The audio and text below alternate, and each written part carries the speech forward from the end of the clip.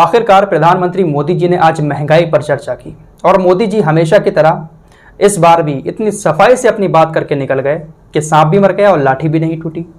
महंगाई पर बात भी हो गई और बात अपने ऊपर भी नहीं आई। असल में आज प्रधानमंत्री मोदी जी ने देश के सभी राज्यों के मुख्यमंत्रियों के साथ एक बैठक की कोरोना और महंगाई को लेकर।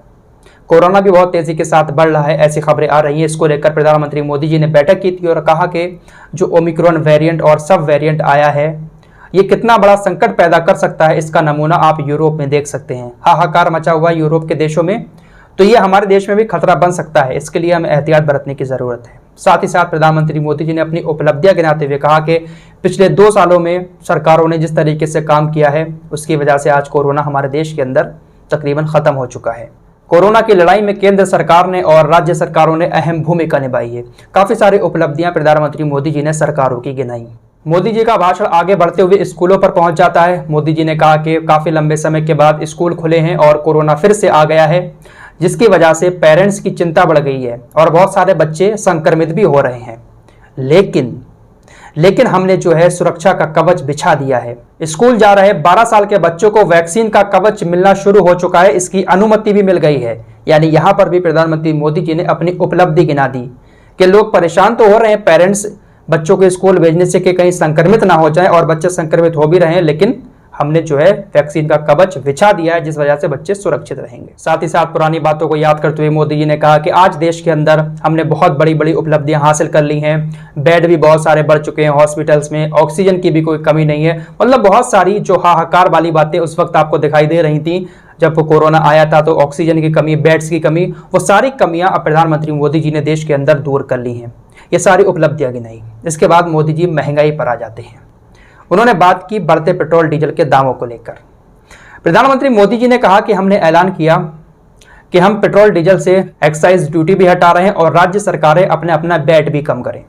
जिसके बाद बहुत सारे राज्यों ने वैट को कम किया, लेकिन कुछ राज्य ऐसे थे जिन्होंने मेरी बात को नहीं माना और इसकी वजह से ही आज पेट्रोल डीजल उन राज्यों में बहुत ज्यादा महंगा मिल रहा है। वो राज्य कौन कौन से हैं आपको गिना देता हूं। महाराष्ट्र, पश्चिम बंगाल, तेलंगाना, आंध्र प्रदेश, केरल, झारखंड, तमिलनाडु। इन राज्यों में राज्य सरकारों ने अपना वैट कम नहीं किया, जिसकी वजह से पेट्रोल डीजल के दाम बढ़ रहे हैं। इन राज्यों की जनता को बहुत ज्यादा मुश्किल का सामना करना पड़ रहा है क्योंकि यहां पर पेट्रोल डीजल महंगा है।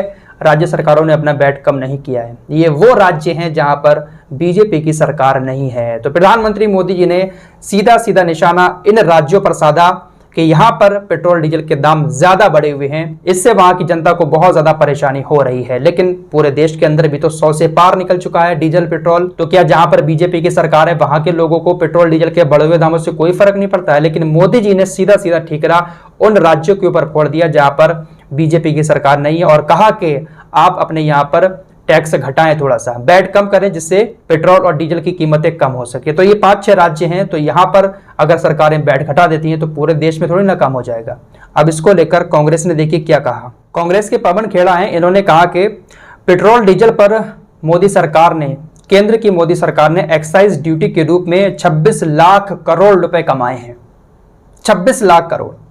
इस बात का जिक्र प्रधानमंत्री मोदी जी ने इस भाषण में क्यों नहीं किया कि हमने एक्साइज ड्यूटी से 26 लाख करोड़ कमाए हैं?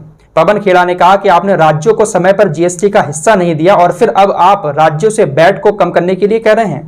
पहले आपको केंद्रीय एक्साइज ड्यूटी कम करनी चाहिए, उसके बाद राज्यों से वैट कम करने के लिए कहना चाहिए।